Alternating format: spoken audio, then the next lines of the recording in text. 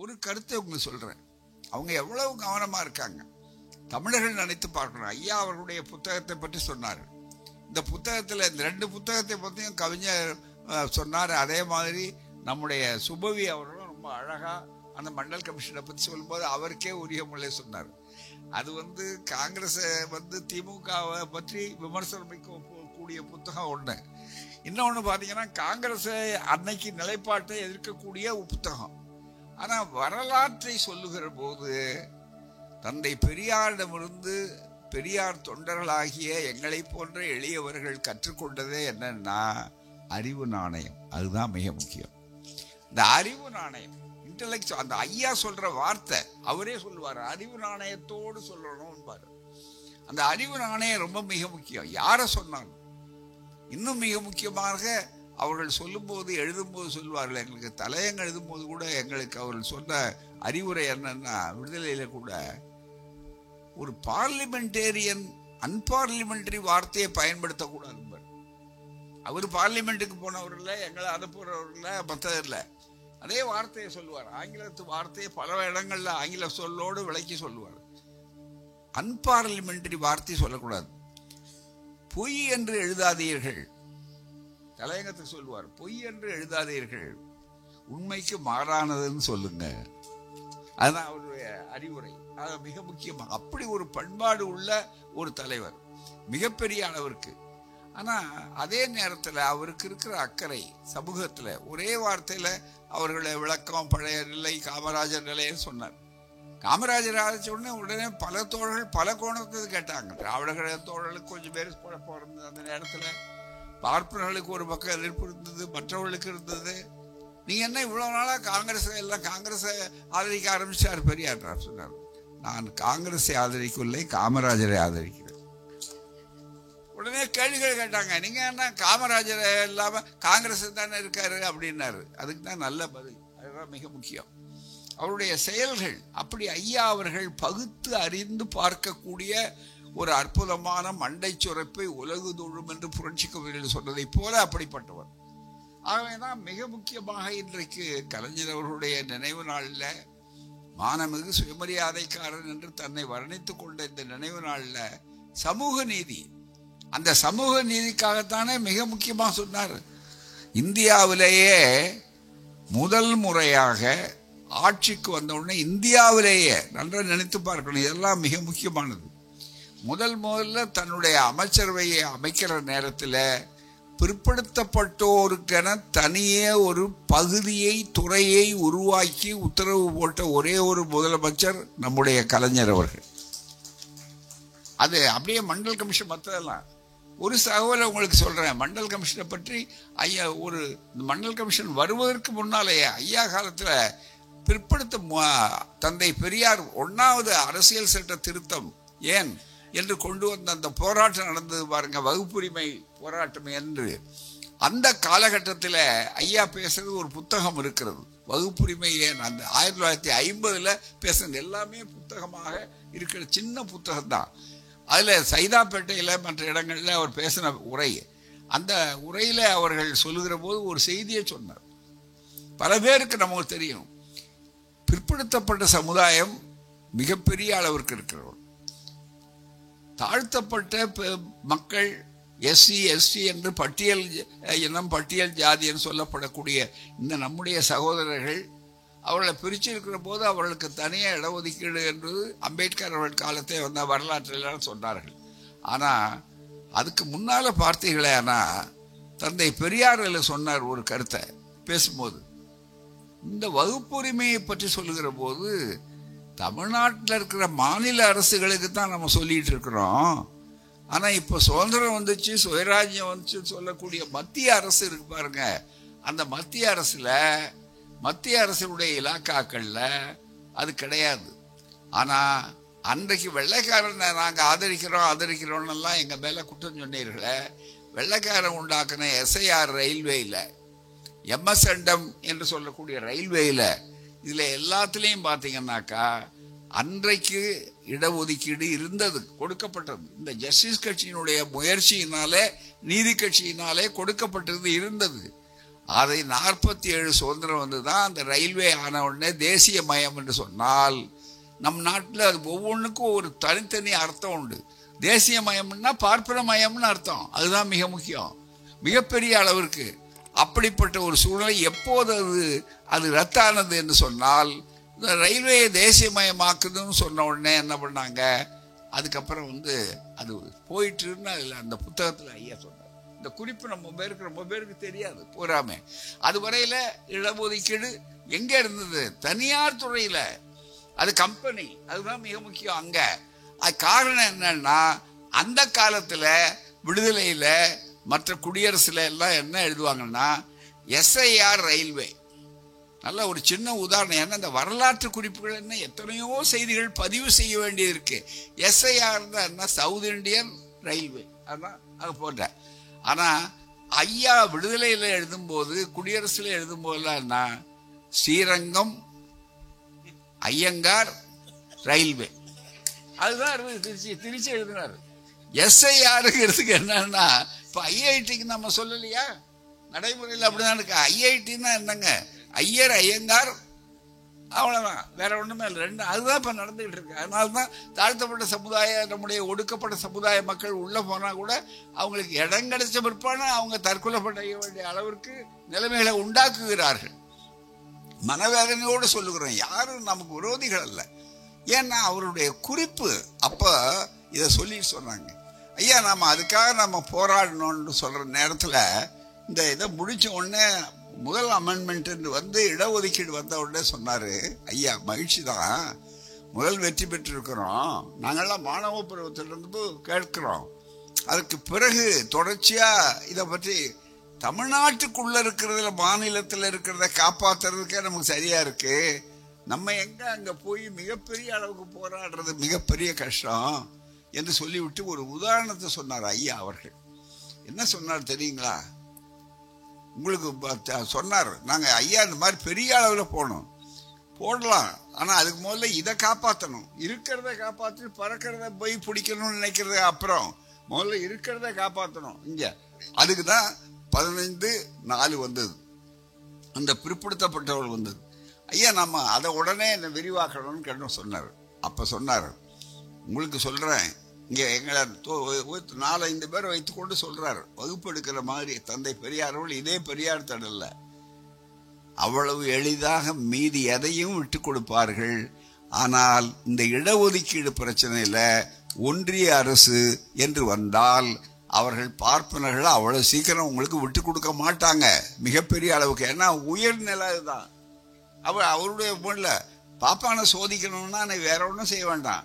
சில பேர் என்கிட்ட வந்து சொல்லுவாங்க, ரொம்ப முற்போக்கு சிந்தனையாளருங்க, இவர் நம்மோட ரொம்ப இதாக இருப்பாருங்க அப்படின்னு சொன்னார், கருதிங்கிறாருங்க, அவர் தண்ணி போடுறாருங்க, அவர் வித்தியாசம் பார்க்க மாட்டாருங்க அப்படிமா.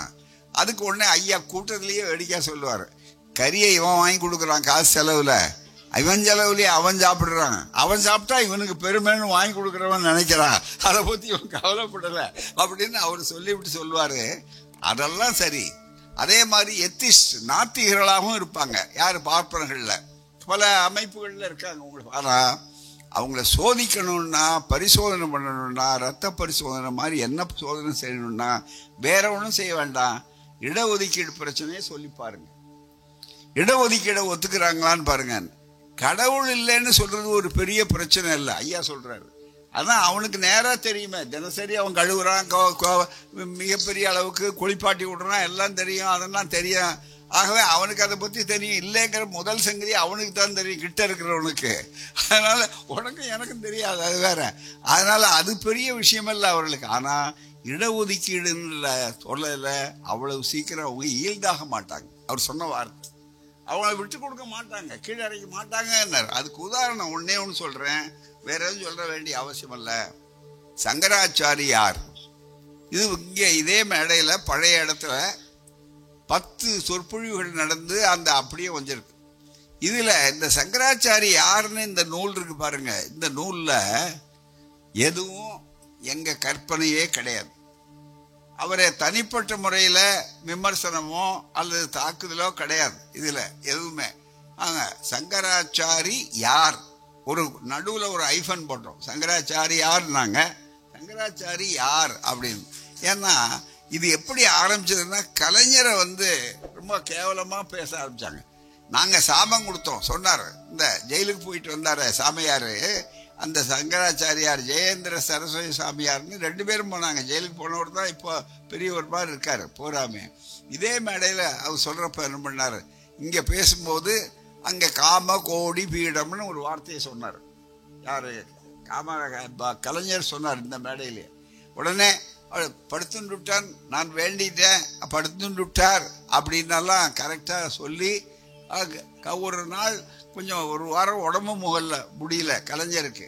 அதனால அதை சொன்ன உடனே அந்த ஆத்திரத்துல கோபத்துல தான் உடனே எடுத்து சங்கராச்சாரி யாருன்னு ஒரு தொடர் சொற்பொழிவு ஆரம்பிச்சோம். நாங்க தொடர் சொற்பொழிவு ஆரம்பிச்சது 2 சொற்பொழிவுல பதில் சொல்லணும் அப்படிங்கிறதுக்காக தான்.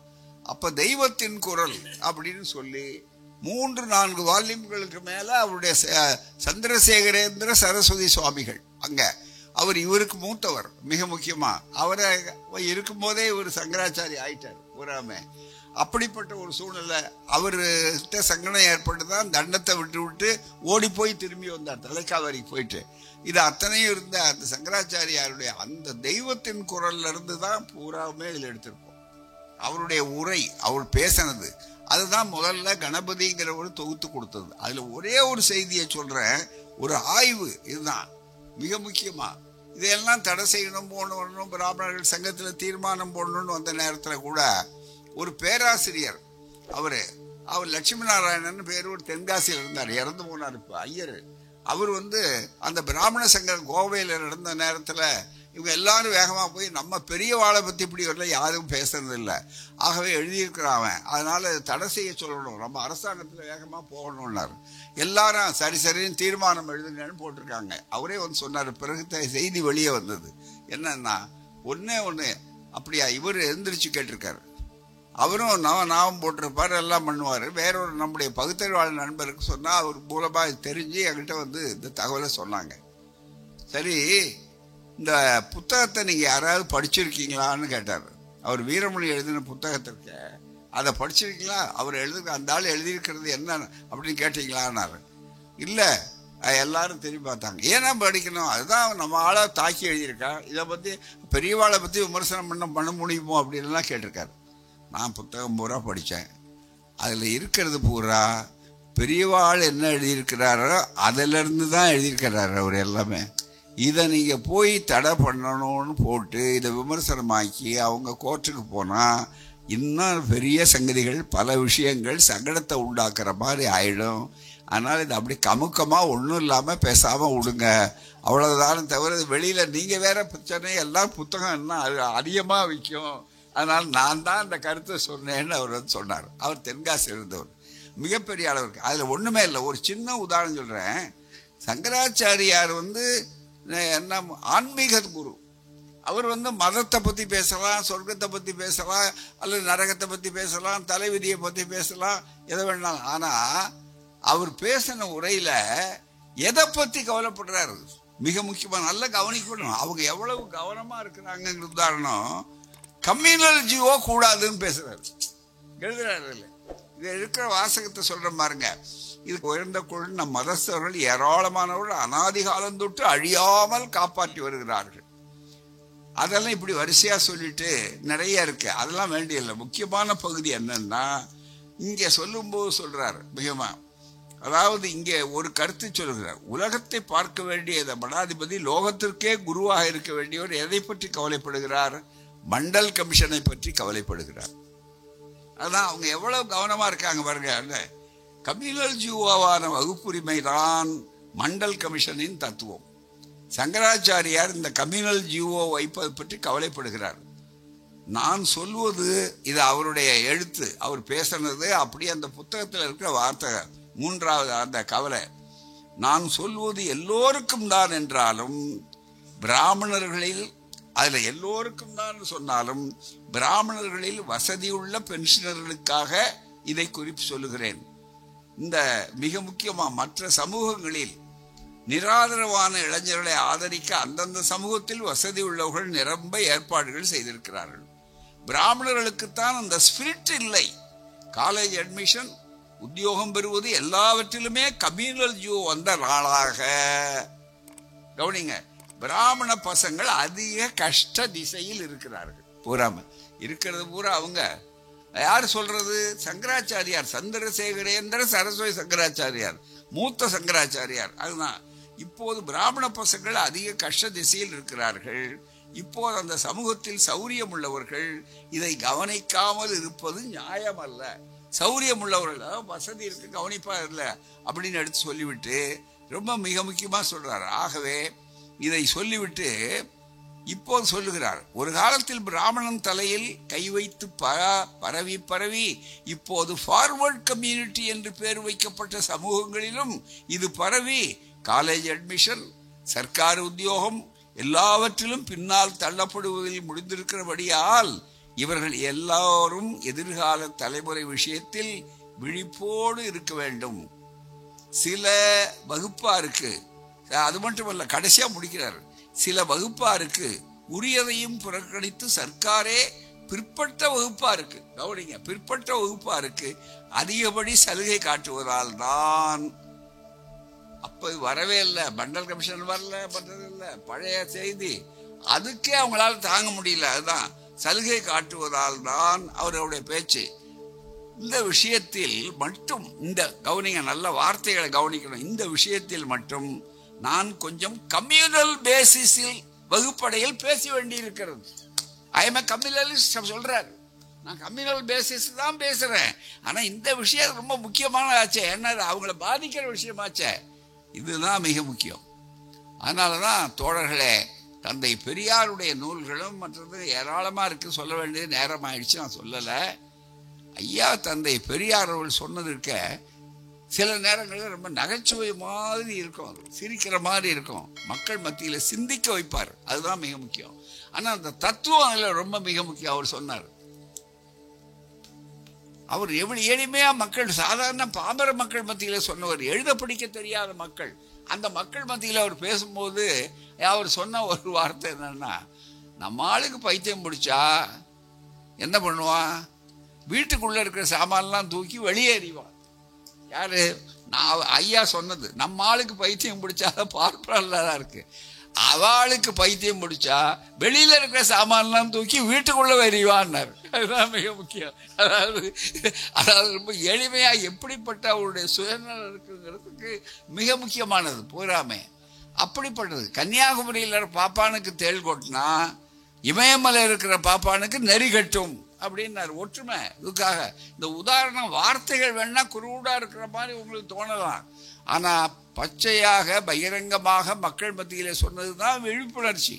அவர்கள் மிக முக்கியம். ஒரு பெரிய நிலைக்கு போன பிற்பாடு அவர் என்ன பண்றார், நான் கம்யூனல் பேசிஸ்ல இதுக்காக பேசி ஆகணும், நான் கம்யூனலிஸ்ட்னு என்ன சொன்னா கூட அதை பத்தி கவலை இல்லைன்னு சொல்லக்கூடிய அளவிற்கார். இது மாதிரி ஏராளமான செய்திகள் நண்பர்களே ஏராளமா உண்டு. அதையெல்லாம் தாண்டி தான் மிகப்பெரிய அளவிற்கு இந்த செய்திகளை சொல்லியிருக்கோம். அதே மாதிரி அதை ரொம்ப அழகா நான் இதை சொன்னார் அவர்கள். இந்த பெரியார் என்ற இந்த வாழ்க்கை வரலாற்றிலையும் இதை தொகுக்கும் போது என்ன சங்கடம்னா, பல விஷயங்கள் ஐயா அவருடைய ஒரே வரியில தன்னை பற்றி சொல்லி கொண்டு போது சொன்னாரு ஒரு வாக்கியத்துல, நான் என்றைக்கும் கட்சிக்காரனாக இருந்ததில்லை, கொள்கைக்காரனாகவே இருந்திருக்கிறேன். இந்த வார்த்தை போதும். இதுதான் மற்றது எல்லாத்துக்கும் ஒரு ஜஸ்டிபிகேஷன். நான் மாறிவிட்டேன், நான் ஒரு தலையங்க எழுதினார், எத்தனையோ அவர் சொன்ன மாதிரி கர்ணம் போட்டிருப்பேன், ஆனா எல்லாம் என் கொள்கைக்காக, என் கொள்கையை செயல்படுத்தணுன்றதுக்காக. இதுல ரொம்ப அழகான விளக்கம் சொன்னார். கொள்கை என்பது வேறு, நம்ம மக்கள் புரிந்து கொள்ளணும், அதை செயல்படுத்த திட்டம் என்பது வேறு. கொள்கை என்பது ஆங்கிலத்திலேயே நல்ல விளக்கம் சொன்னார் பெரியார். கொள்கை என்பது பிரின்சிபிள்ஸ். ஒரு இயக்கத்துக்கு கொள்கை முக்கியம். கொள்கை என்பது பிரின்சிபிள்ஸ். அதை செயல்படுத்துகின்ற முறை இருக்கு பாருங்க, அதுக்கு திட்டம், அதுக்கு பாலிசி என்று பேர். கொள்கை என்பது மாறாதது, பாலிசி என்பது அடிக்கடி மாற வேண்டியது, மாற்றி தீர வேண்டியது. அதுதான் மிக முக்கியம். இதை செய்யறதுக்கு இப்போ அதுக்கு உதாரணம் சொன்னார் ரொம்ப அழகா. மழை பெய்யுது, அந்த நேரத்துல கொடை பிடிக்கணும். மழை பெய்யாதப்போ ஏன் கொடை, நீங்க தானே முன்னால படிங்க, ஏன் இப்போ கொடையை மழைக்க சொல்றீங்கன்னு கேட்கக்கூடாது. பூராமே குளிர் போகுது, அதனால ஸ்வெட்டர் போடுறோம் பூரா மிக முக்கியமா. ஏன் அதே சொட்டர் தானே நீங்க போட சொன்னீங்க, இப்ப ஏன் கழட்ட சொல்றீங்கன்னு நல்ல வெயில் காலத்துல அதை யாரும் புழுக்கத்துக்கு போட்டிருக்கணும்னு கேட்கக்கூடாது. அது அறிவு. ஆகவே நான் எதை ஒட்டியும் சிந்தித்து அறிவுபூர்வமா சொல்லுங்கன்னு சொல்லிவிட்டு எல்லாரும் சொல்லாத ஒரு கருத்தை சொன்னார் கடைசியாக. 2 விஷயம் அதுதான் சொல்லி விடுக்கிறேன். இந்த அறிவுக்கு சுதந்திரம் கொடுக்க தலைவர், அறிவுக்கு சுதந்திரம் கொடுங்க. முதல்ல எடுத்த உடனே அவருடைய உரை எழுத்துல பேச்சுல நடைமுறையில எல்லாத்துலயும் நான் சொல்றேங்கிறதுனால நம்பாதீங்க, யார் சொன்னாலும் நம்பாதீங்க. உங்க அறிவு என்ன சொல்லுகிறது, பகுத்தறிவு சொல்லுங்க, அவ்வளவுதான் மிக முக்கியம். துவக்கத்திலையும் அதுதான், இறுதியிலையும் அதுதான் மிக முக்கியமா. அப்படிப்பட்ட ஒரு அறிவு நாணயம் உள்ள தலைவர் அவருடைய வாழ்க்கையில சொல்லும் போது அதை நாங்கள் தொண்டர்கள் கடைபிடித்தார்கள். அவருடைய உலகத் தலைவராக உயர்ந்திருக்கிற தந்தை பெரியார் அவருடைய வாழ்க்கை வரலாறு 38ஓடு நின்று போய்விட்டது என்று இருக்கக்கூடாது என்பதற்காக 73 வரையிலே எத்தனையோ சம்பவங்கள், அது அத்தனையும் தொடர்வதற்கு நல்ல வாய்ப்பாக அந்த ஏடுகள் இருக்கின்றன, ஆவணங்கள் இருக்கின்றன. அதை இளைய தலைமுறைக்கும் வருகிற தலைமுறைக்கும் கொண்டு போகணும், இனி எதிர்கால தலைமுறை கொண்டு போகணும், பதிவு செய்யணும். அப்படிங்கிறதுக்காக அடுத்த பல முயற்சிகள் செய்த தோழர்கள்லாம் இருக்காங்களே, அத்துணை பேருக்கு என்னுடைய தலை தாழ்ந்த நன்றியை தெரிவித்துக் கொள்கிறேன். ஐயா கருணாநிதி போன்றவர்கள் இப்படி வந்தவர்கள் விமர்சனம் செய்வதெல்லாம் மிக முக்கியம். இதுல என்ன சிக்கல்னா, ஒவ்வொரு காலகட்டத்தில் அவர் நான் கட்சிக்காரனாக இருந்ததில்லை, கொள்கைக்காரனாக இருந்திருக்கிறேன்னு சொல்லும் போது கொள்கை பார்வையை வைத்துக் கொண்டு பார்க்கும்போது ஒரே அளவுகோல் தான் அவர்கிட்ட. உதாரணம், இந்திய இருப்புல அவர் 65 இந்திய இருப்புல கண்டிச்ச பகுதிகள்லாம் இருக்கு. இல்லை அப்போ உடனே சொல்லலாம், என்னங்க அவரே போய் எப்படி சொன்னாரோ ஐயா அதில் கலந்து கொள்ளியான்னு யாரும் இளைஞர்கள் தோழர்கள் நினைக்கூடாது. ஏன்னு கேட்டா, காங்கிரஸ் காலத்திலிருந்தும் அது திராவிட சொந்த இயக்கமா இருந்தாலும் வன்முறையில் நம்பிக்கை இல்லாதவர் தந்தை பெரியார். அதனால வன்முறை தண்டவாளத்தை பேத்தாங்க, தபால் ஆபீஸை கொளுத்துனாங்கிறத அந்தியார் காலத்துல மாறுபட்டவர். அதுல வரவில்லைன்னு சொன்னாரு. அதே மாதிரி சில காரியங்கள் 65 நடந்ததுன்னு சொன்ன உடனே அது ஆட்சியை பாதிக்கக்கூடிய அளவிற்கு காமராஜர் ஆட்சியை காப்பாற்ற நினைக்கிற நேரத்துல பல ஏடுகள் எப்படி கொண்டு வந்தார்கள்னா, மொழி போராட்டத்தை ஆட்சியை அகற்றுகின்ற போராட்டமாகத்தான் வந்தார்கள். அதற்கு பக்தவசலம் ஒரு அருமையான ஒரு கருவியாக பயன்பட்டார். இதுதாங்க வரலாற்றுல 3 வரியில மிக முக்கியம். இதையெல்லாம் விளக்கி சொல்லுகிற போது எழுதுகின்ற தொகுக்கின்ற எங்களுக்கு சங்கடம் உண்டு.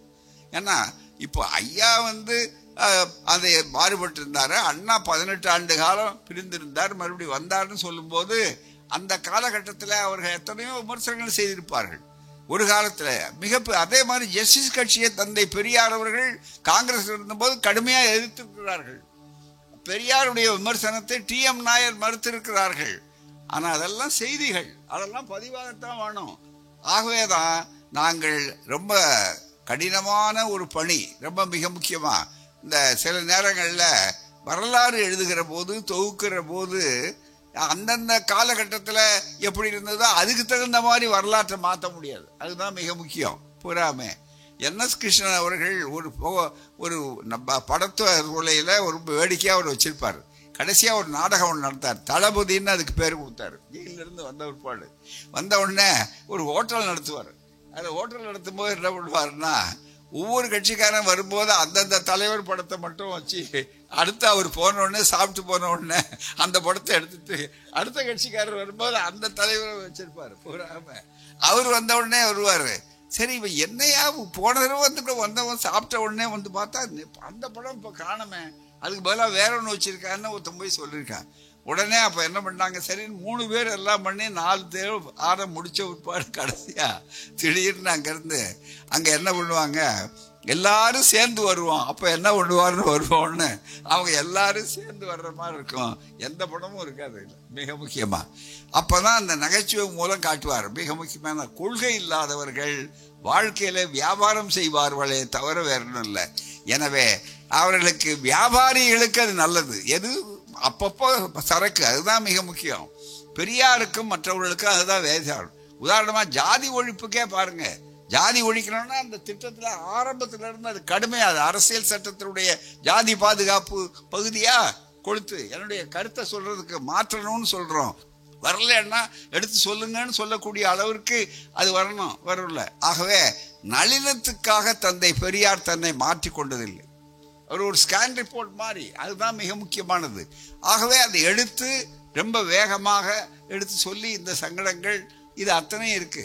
அடிக்கடி சொல்றது, இந்த ஜாதி ஒழிப்பு இப்போ கொசுவை ஒழிக்கணும் அப்படின்னு நினைக்கிறோம்.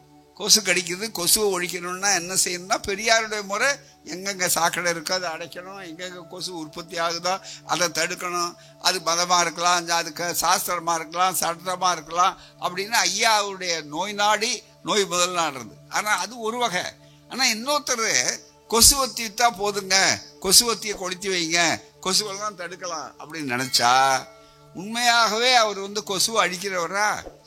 கொசு அழிச்சா இவருக்கு இண்டஸ்ட்ரியை மூடிடணும், அதுதான் மிக முக்கியம். எவ்வளவுக்களவு கொசு பரவுகிறதோ அவ்வளவுக்களவு கொசுவத்தி விற்கும். கொசுவத்தி எங்கே பார்த்தாலும் மிக முக்கியமாக டாட்டாய்ஸா அதுவா ஏதோ ஒன்று பேர் சொன்னால் நான் ஏதோ விளம்பரக்கார மாதிரி ஆகிடும் போறாம. ஆகவே அந்த மாதிரி வந்தால் அவருடைய உள்நோக்கம் என்ன? அவருடைய உள்நோக்கம் தொழில் நடக்கணுங்கிறது தான்.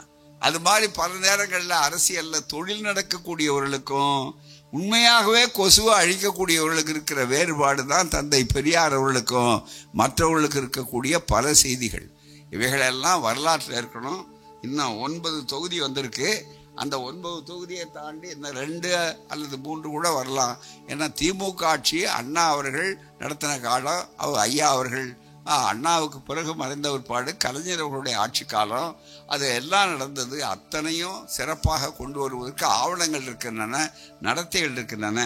எனவே தான் நாளைக்கு நாம் நம்முடைய தலைமுறை இல்லாமல் இருக்கலாம், ஆனால் இந்த வரலாறுகள் என்றைக்கும் பாதுகாக்கப்பட வேண்டும்.